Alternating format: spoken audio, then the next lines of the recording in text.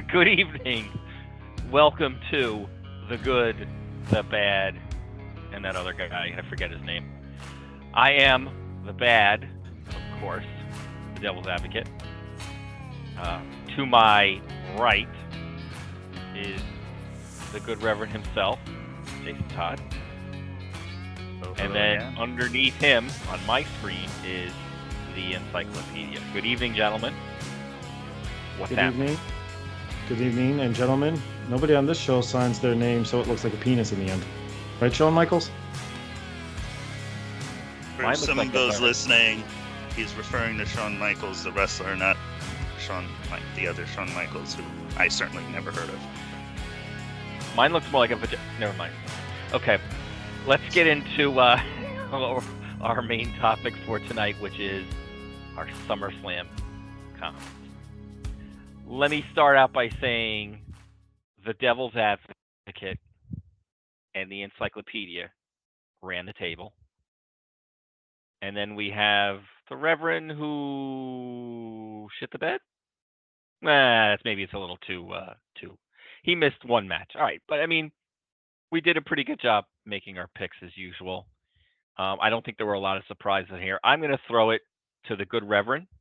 I want to know his thoughts on SummerSlam. I want to know what you thought, what you saw, what you're feeling. Yeah. So from the get-go, give it a strong 8.5 out of 10 if I were going to grade SummerSlam. I enjoyed it. I think starting off with Rhea and Liv telling a story, much like any soap opera, I think we all saw where it was going. We were all trying to figure out exactly how Dom was going to do what Dom did. It was still fun to watch. I thought they actually had a very good match on top of it. I thought, actually, I felt that way about all the matches, really. I enjoyed them. Good to see Braun Breaker get his first gold up on the big show there. Good to see LA Knight finally get his gold. And I thought of you, Devil's Advocate, during that match because on that superplex, I thought to myself, oh, I think Logan might be hurt. But he kept going. He also had one of the more spectacular springboard moonsaults that you'll ever see during that match to the outside. But, who knows what's going to happen. I do have a question about him in particular. I'll save that for the end. I still don't know the status of one Jacob Fatu because some people will tell you he just sold a leg. Other people told you he's still in a walking boot. And I enjoyed that main event. I think we've all been waiting to see when Roman Reigns would make his reappearance. And if I had anything to complain about that, it's just that it wasn't the original theme song that is now stuck in my head forever. Aside from that, look, going down the list, Liv retaining, right thing to do, good. CM Punk and Drew McIntyre. Did any of you guys see the ref cam footage from Seth Rollins? Have any of you seen that floating around the internet this week? I enjoyed it. I almost wish they'd cut to some of that during the match, but seeing it afterwards was really great. Just the trash that he was talking to both of them. CM Punk banging Drew's head against the steel steps, looking at Seth Rollins, saying, "Hey, is this legal?" And Seth being like, "Yeah, that's fine. Keep going. Oh, I got to tie my shoe." And that's all you're looking at now is at Seth Rollins' shoe for a moment while he looks away. I enjoyed that match. They missed a couple of things, but then what do you expect when someone hasn't been in a ring for however many months it's been since CM Punk has been in the ring? Either way, I'm enjoying that story. I enjoyed the follow up on Raw the next night. Yeah, it was a good show. I liked it. I don't know what else to say. I was curious as to how they do the whole Nia Jax Bailey thing. I think we all picked Nia Jax across the board. If I just wasn't sure if it was going to be a real cash-in attempt from Tiffany Stratton. I'm glad it went the way it did. And I thought that was maybe one of Bailey's better matches in a while on main WWE programming. I think I sent it out to you the other day or the other week, the match with her and Meiko Satomura from their Japan tour, which was one of her better matches, period, in a while. But, everybody stepped up. They treated SummerSlam like it was an important show, and I'm all for it. I stand by my Damian Priest pick. I thought that was his best match as a champion, and it was in defeat. I think they made a right decision. I'm going to be interested in the Finn Balor thing with him. The Judgment Day is now on Judgment Day 3.0, 4.0. I don't know which it is, but it's the most interesting thing I thought about that is that I guess Finn Balor finally won the feud with the Judgment Day, because the two people who were kicking his ass the whole time at the beginning of that story, they're out. So there you go. I'm looking forward to Gunther as champion to see how long that run goes. So yeah, good show. So are you gonna throw it to somebody, or should we go ahead, Anthony? I'm right back to the encyclopedia. I thought you were hosting today. It's supposed to be a collaboration. What? Sharing responsibility? Yeah. Unheard of. Unconscionable. I don't have a lot to say. I thought it was a really fun, enjoyable show. I was doing research on. I was curious what people thought was the best match, because quite frankly, I was watching with about 6 or 7 other people, so you're not really focused on the match when you're hanging out with people as much. What I got, and I don't disagree with this, was that the Liv Morgan Rhea Ripley match and the CM Punk Drew McIntyre match seem to be the favorites, as far as entertainment value. I think some people questioned the length of the Sami Zayn Braun Breaker match. I didn't see a real problem with it, but the fact that Sami lost it after ending the reign of Gunther, the record-setting reign, and losing it like 4 months in, that it's somewhat disappointing. But Breaker, how long can you hold him back, right? I thought the Liv Morgan Rhea Ripley ending, especially, that was very well done, because even after the finish, it wasn't clear that Dominic was screwing Rhea until Liv got out of it, and it even seemed like Liv was surprised. I'm really curious where they go with this new Judgment Day, because I wasn't expecting Finn and JD McDonough and Carlito to all be with them. I thought that was going to be the end of the group, and they were all going to go their separate ways. So I thought that was interesting. The little element with Seth and picking up the bracelet and putting it on his wrist and doing it innocently to protect the wrist, but as soon as he put it on, if you're a hardcore fan like the three of us are, because I'm sure we were all thinking the same thing, was, oh crap, Punk's going to see this thing and he's going to flip. But it's those little details that they're so good at now. They're such an improvement over where they were under the Vince's time. Even when Vince, like, if you go back and look at Vince's entire run running the company and really being in charge of creative, those little details, you didn't see that very often. They're very good at that now. There's no subtlety in Vince McMahon. No. And I've heard people complain that these shows are too predictable. I think that's fine. If it's giving people what they want in some respects, and in other respects, like, is it really such a big deal that we don't get huge surprises every show? I think that makes the surprises even more effective and special when you spread them out and they're more rare. I mean, how many times do we hear from? And I don't want to make this a bashing session for AEW, but how many times do we hear Tony Khan talking about some major announcement that's going to be on Dynamite, and it ends up being a dud? So Everything can't be a swerve either. It's yeah. Sometimes you just want to know what you want to and just be able to enjoy the thing you're getting into. Can't be a swerve. The Bailey Nia Jax match, I would say, was probably the worst of the card, and I didn't think it was that bad a match. I mean, the spot where Bailey actually carried Nia across the ring and powerbombed her, and that saved that match, because otherwise that match was just eh. But that said, Nia, when she returned, I think well, maybe not Jason, because Jason's a little bit more open-minded about it, but I know Rob and I were just like, really? They brought her back? Are they insane? She stepped up. I got to give it to her. She stepped up. Nia is much more compelling and much cleaner wrestler than she was in the past.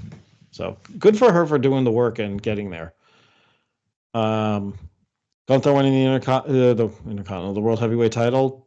That was fine. I don't think we knew Finn might get involved, but not quite the way he did. So I thought that was really creative, because that's not the way I would have expected it.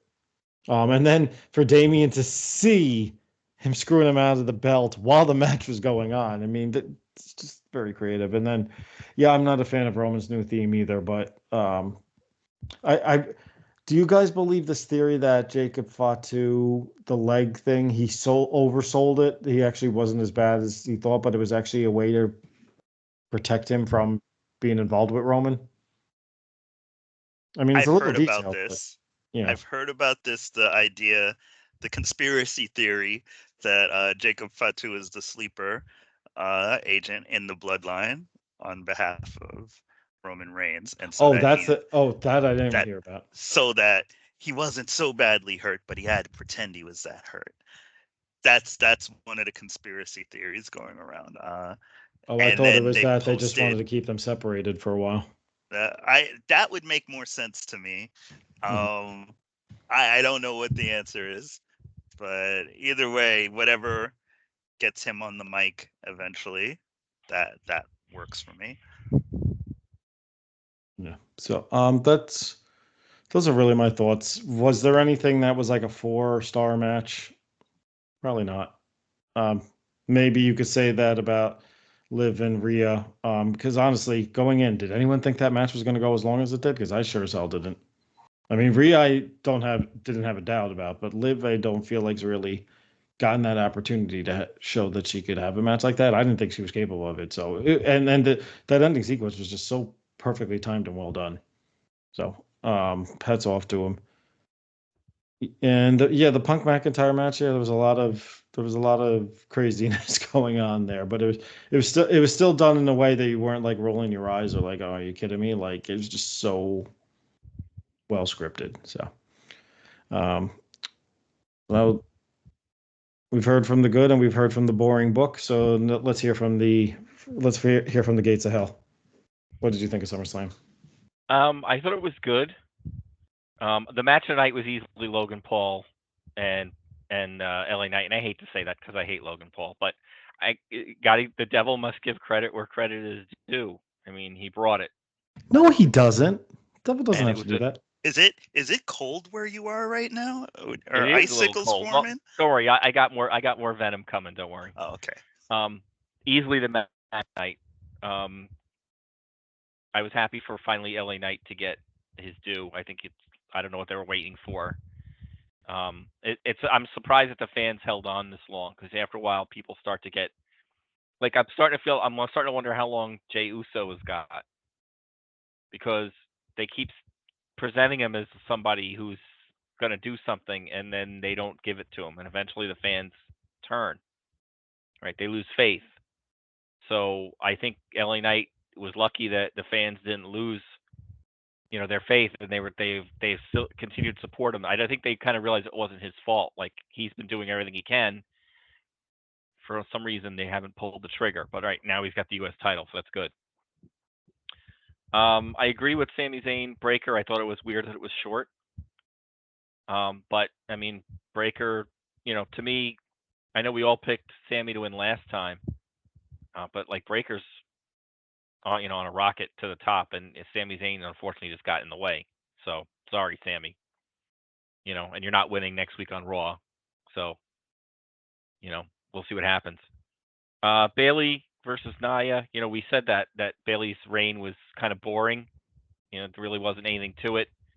So credit to Nia for making the match interesting and her character more interesting.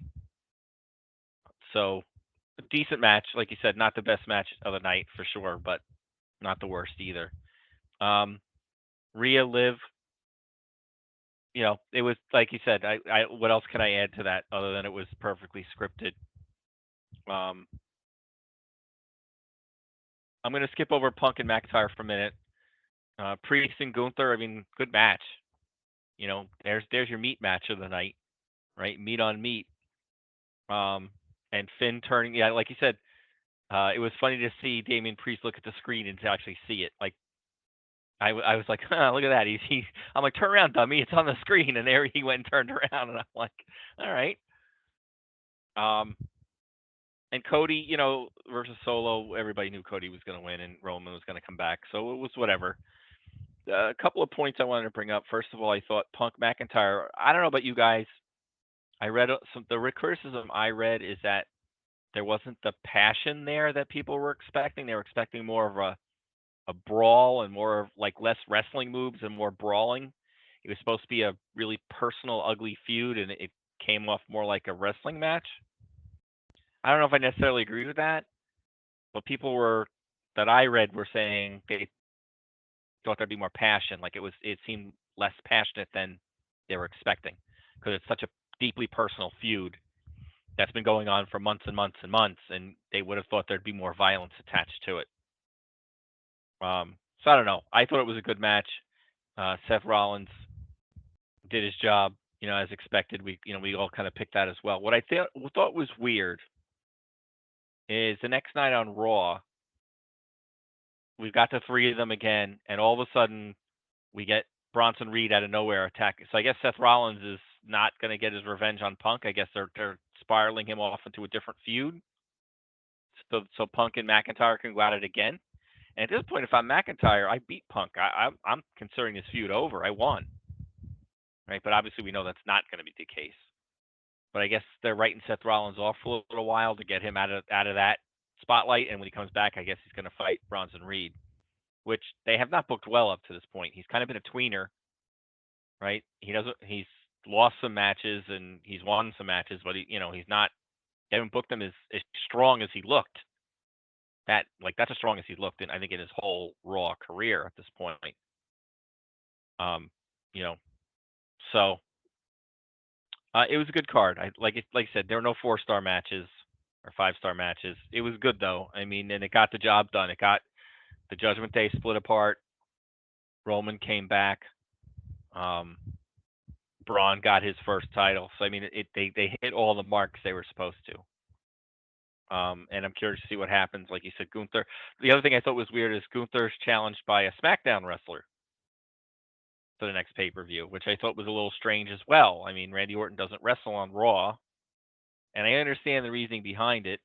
Right? He's claiming, he should have been, that the title, the change, the match they had didn't finish to a complete conclusion. But at the same time, I'm like, that's really his first challenger is going to be Randy Orton.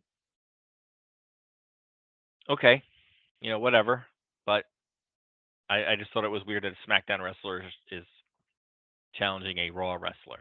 So I don't know. I guess the barriers of Raw and SmackDown barriers are there when they need them, and then they're not when they don't need them. So it's a little odd, but a good show overall.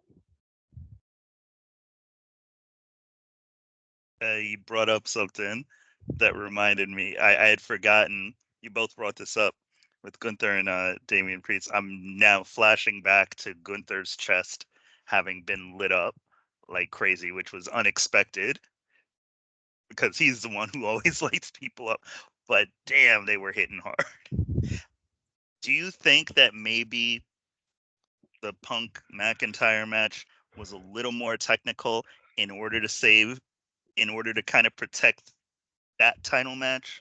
Because I think you do notice sometimes they'll seem to plan what goes on throughout the card a little bit better, in that you don't see the same thing over and over and over again.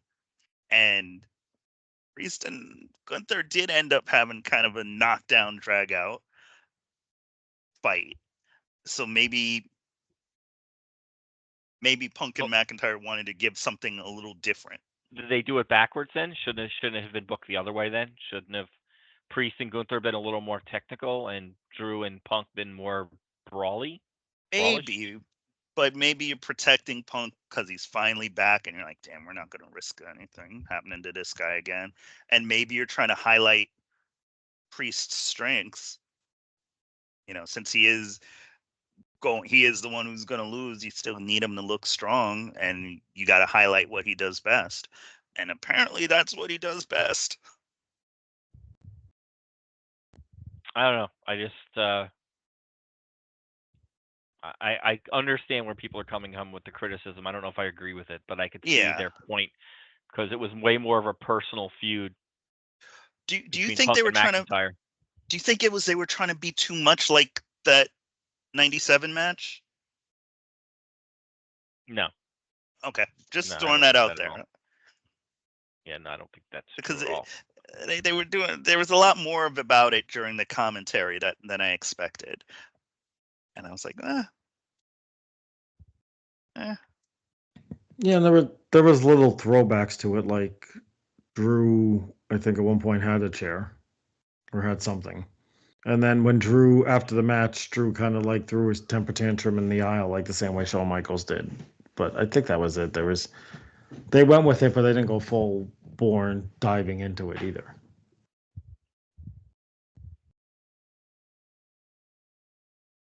Right. Did anybody notice that on Monday night somebody put up a side-by-side comparison that Seth Rollins came out dressed like Hangman Adam Page? I thought that, actually. I did think that, so it's funny you bring that up. All right, so still on the WWE topic, we read this week that the Lucha Brothers may possibly be moving to WWE. And what do we think about that? Do we think the Lucha Brothers would be successful? Do you think they can adjust their style? Because their style is kind of all over the place. A little reckless, don't sell for shit. Don't sell. Well, they work in AEW style, and they need to come to WWE style, which, as we all know, is a little more structured. So my first question to throw out to my co-hosts is, what show, number 2, do you think they'll be successful? And you think they should come in as a team? Should they come in separately? So I'll throw it out to the encyclopedia this time first. What's your thoughts on the Lucha Brothers going to WWE? What show, and all that other stuff? I'm going to be an asshole for saying this, but I really don't give a crap. I don't sign them. I don't think they fit WWE at all, and I don't see them changing either. You don't see them fitting into NXT? No. You're going to bring them in from AEW to drop them in NXT? It's not like Ethan Page, who didn't really get anywhere in AEW, or Shawn Spears. I mean, the Lucha Brothers, you could argue, were featured prominently as main eventers from time to time, or that semi-main. So no, I don't think you drop them into NXT, and I just don't think they're a fit. And you mentioned their style, and it being an AEW style. I don't know if it's an AEW style necessarily. I saw them wrestle for Northeast Wrestling, and it was the same thing there, right? Then that was before AEW. Style, then, I guess, right? Yeah, they don't sell. They just it's a spot fest, and I feel like WWE is a lot more calculating about it than AEW is. So I don't think they fit in. I wouldn't bring them in. I would say let them go to Japan. Let them stay in AEW. I don't want them. And I like the mystique, and specifically Penta. I really like his look, but I just don't see them fitting in, and I wouldn't waste my money on it. Reverend, do you give your blessing, That or is, do they need to do some penance first? I mean, of all the styles they do, I would call what they do very much lucha style. In that there's no selling, and it's just move to next move to next move to next move. I mean, AEW, it just so happens that they love picking up from those things, so they haven't tried to pigeonhole them into doing something else. There's a couple of reasons why I don't know that this works so well in WWE. One is, yeah, where are you going to put them? Because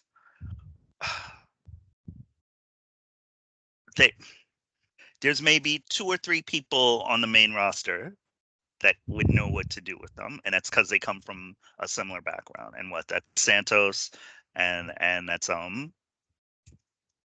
oh god, Andrade, like, who might be able to help them adjust, and it's because they come from that same background. I don't put them on NXT because I feel like that would undo everything that they're trying to do with that roster and to prep them for the quote unquote WWE style. The other issue I have is I don't know that they seem to care about tag team wrestling that much right now for them to need to make that signing. Um, it almost feels like, and this is something that's been consistent in WWE over years. They care about it a lot for a few minutes, and then it's the titles are window dressing, maybe for another storyline. Like right now, the tag team titles on both shows are window dressing for another storyline.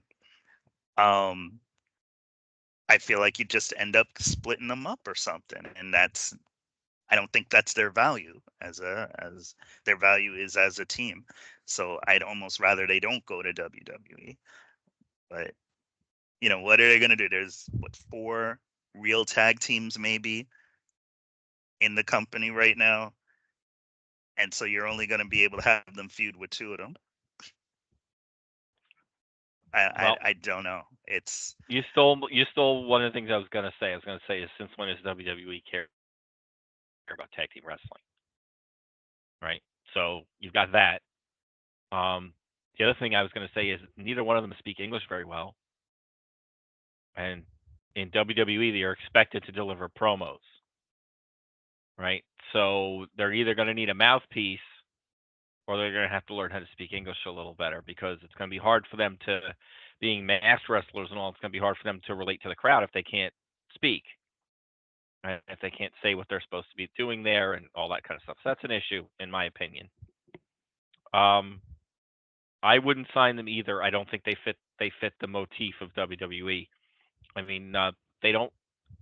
I don't think they really love high flyers other than really Rey Mysterio. I mean, look at Ricochet, right? I mean, people go crazy for Ricochet, but Ricochet really didn't make it in WWE all that well. They didn't book him all that well, and he didn't really make an impact. I mean, he left. They didn't try to stop him. So they murdered him on TV. So I mean, so there would have been a guy that you might want to have him feud with, and he's gone. So I mean, I'm not really sure where they fit in. I noticed I found an article on a website that they registered a bunch of names or trademarks. Zero Mierdo, Animo, Miedo. Fuego, King Fuego, Rey Fuego. Wait, I just want to clarify. It says Miedo, right? Not Mierdo. Miedo, Miedo. How do you say Oh, that? okay, good. Because the other one I think means something else. And There's an then R. there's one AN, the number 1MO, whatever that is. So Wait, AN. it definitely seems like they're getting ready to leave AEW, and it, like I said, doesn't really say where they're going, but you know, you can kind of get the implication that if they're registering new names, they're getting ready to leave. I don't know. I don't. Like I said, I agree with the encyclopedia. I'm not sure it's a good signing. I don't think they fit in. I don't know. I don't know what show they would be on. Maybe SmackDown, I guess. But I think there are a lot of obstacles And they'd really have to tone their style down. They'd really, like you said, they'd have to learn how to sell, and they'd have to, you know, I don't know. I just don't see Go them as a slower. fit. Yeah, I mean, I don't see. That's why I said NXT at first, because I thought they might have to learn the WWE way, and I guess that's where you'd want them to do that. Or either that, or they're going to need to be off TV for a while they learn it. So I don't know. I you know, I don't really see that as a good fit. But I'm not Triple H, and I don't, so nobody asked me. I should be clear though. When I say I don't What think are you it would talking about? work, We did ask you. We just that's did. true. We did just ask you. I I meant from WWE. I think I should be clear though that it's not that I don't think it's a good signing for WWE. I think if they want to make it work, they can make it work. I just don't think it's a good signing for those two because I just don't see them being able to maximize what they do with those constraints. And it feels like it would just be a waste of their time. They make good money, but they were making good money in AEW. So I don't know. Depending on what it is they want to do, I guess that's the answer. Before we leave the WWE, I just want to bring up that I tried to give Randy Orton an RKO and I missed. And apparently, I'm on a long list of people who have tried. And one of the people who's been trying as hard as he possibly can is Tommaso Ciampa. And if you haven't caught any of those videos, I happened to catch it on Instagram and didn't even realize that there were a lot more. My co-host educated me on the fact that there are other videos out there, which I am now going to have to try and track down. And the clip I saw was Johnny Gargano kind of giving a little speech about what's going on, and then it was like you see Ciampa trying to get him and he falls over a table, and then he's out like at the pool, and he goes to grab Randy Orton by the pool, and Randy moves, and he falls in the pool. So I don't know where this came from. I don't know how it started, but I would watch a show with all this if they were going to do something like that, of people just trying to get Randy Orton. I can see Randy Orton like walking through the airport, and people trying to hit him with RKOs, and like Randy Orton in the supermarket, and people trying to, I would Yeah, watch a show like that. I don't know why. I just find it so entertaining. It's ridiculous and stupid, but it's. it's just great. I don't know if you remember this about Gargano and Ciampa, but they are absolute clowns when it comes to backstage stuff. Like this is kind of how their popularity increased in NXT as well, when they would try to do the glorious bombs with Bobby Roode, and just to get his attention during any backstage interaction. Um, I don't want to spoil them for you because I feel like you should watch it straight through, but there is a story that's been going on. And one episode does involve Kevin Owens, and another episode involves a training montage. Um, I think that was just maybe just after Money in the Bank. It's been going on for a minute, so definitely go and try to watch them all the way through. Have It's these all been fun. on Instagram? I've been catching them on YouTube. They pop up on YouTube. Facebook, Instagram, Okay. all of it. Um, yeah, they're kind of good when it comes to highlighting these little extracurricular things now on social media. So it's fun to watch. But yeah, you'll be able to find them anywhere, and probably on YouTube you'll be able to find someone had put Put them all together together. all of Yeah. them. Yeah. Yeah. The other thing I saw interesting this week was I saw Randy Orton threw out a pitch at I think it was a Cardinals game, Hmm. and they asked him when he was done. They asked him, how do you think he did? And he's like, well, I didn't throw it over the catcher's head. It's the most nervous I think I've ever been. And I'm like, this is the guy who's been at like WrestleMania in front of thousands and thousands and thousands and thousands of people, and he was nervous about throwing a pitch. The one thing I can Hmm. say is I threw out a pitch at a baseball game, and I wasn't all that nervous. So I was really surprised that he was that nervous. But I thought it was funny. See, like the humility he's showing now from where he was then, I'm very impressed with him as a man. Yeah. Especially if you've seen that A&E special with him of what a horrible person he had admitted being, and who he is now, he seems like he's just a content, happy man, and you got to give him a lot of credit because it took a lot of work on his part to get there. So I enjoy him more. Like I'm rooting for him more than ever because I just think he's such a cool guy, and he seems like he's just having fun now, where it's not much of a job as he's just enjoying himself. He doesn't know how much longer he has in the ring, so he's just enjoying every minute. So good for him. And like I said, if you guys haven't seen those videos with Tommaso Ciampa, check them out. I mean, the 5 minutes I saw, I'm like, I got to go find the rest of them now. I'm fascinated with this. I can't believe this is like hysterical. I love it. All right. So moving over to the AEW side, we have a couple of stories that we were going to touch on. One of them is the Britt Baker suspension. And I've done some research on this, and I still can't figure out what the hell happened. It doesn't seem like anybody knows what happened, or it's been blown out of proportion. And like this week, she's suddenly back on TV and back in the match, whereas last week it was speculated that she was going to miss All In, and she was suspended. And HR got involved, and then this week it came out. People can't figure out if it's storyline or if it's real. And then I found an article right before we started here about that Donna Purrazzo was supposed to shed some light on this situation, and she just read nothing. She said nothing that clarified anything. It was just a complete whatever. I read it looking for like a shred of anything that explained what happened, and it was nothing. So, first question to you guys is: do you think this was a real situation? Do you think this was a work? Do you think it was some kind of mix, or maybe a real situation to try to turn into a work?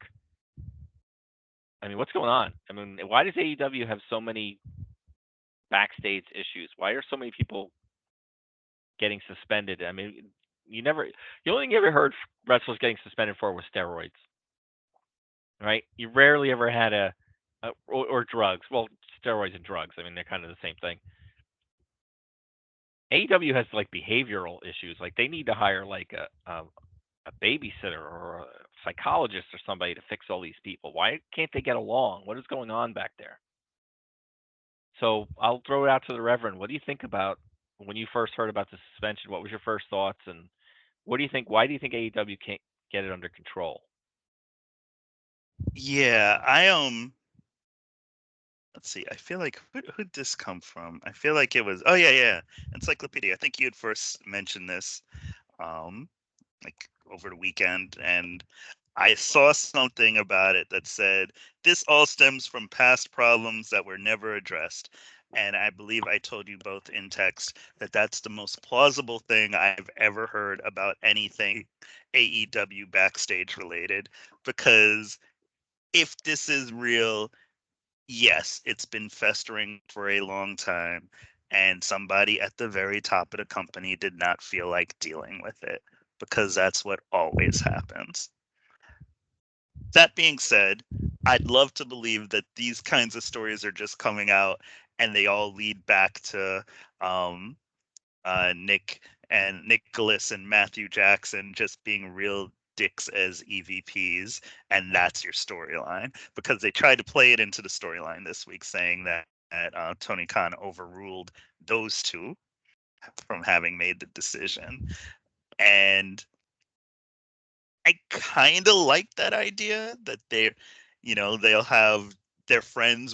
been friendly with Mercedes Moné, so they're gonna put the screws to anybody in a more corporate manner who's going up against her or any of their so-called chosen folks. I say all that to say I don't know. You can't tell with these guys. You can't tell with this company. I don't know. I still don't know what happened. Nobody does. Yeah. I can't Nobody imagine what you could say to MJF though that would make him so irate. Oh. Well, at first I thought maybe it was, and this is totally out there, but I'm going to throw it out there anyway. I thought maybe she said something anti-Semitic or something That would get you. What else would get you suspended? Can't see that happening, but I don't know No, these that's what people I'm in saying real though. life. I was trying in my mind to figure out what could she have said that got MJF so mad or got herself in so much trouble that she Yeah. would get suspended. And my first thought was maybe she said something anti-Semitic. I, And I'm I, like, but I don't think so. But then I, people were saying that Britt Baker's like Tony Khan's favorite. And then I'm like, but if she's her favorite, then why did she get this? Like, so none of it made any sense. I couldn't put my finger on where things went wrong. Go ahead, Jason. I think someone has an idea of what might have been said. So let's hear from the Book of Go ahead. Knowledge himself. Britt Baker was upset because she found out that about a year ago, MJF and Adam Cole were tag team champions, and MJF asked if they could share Britt.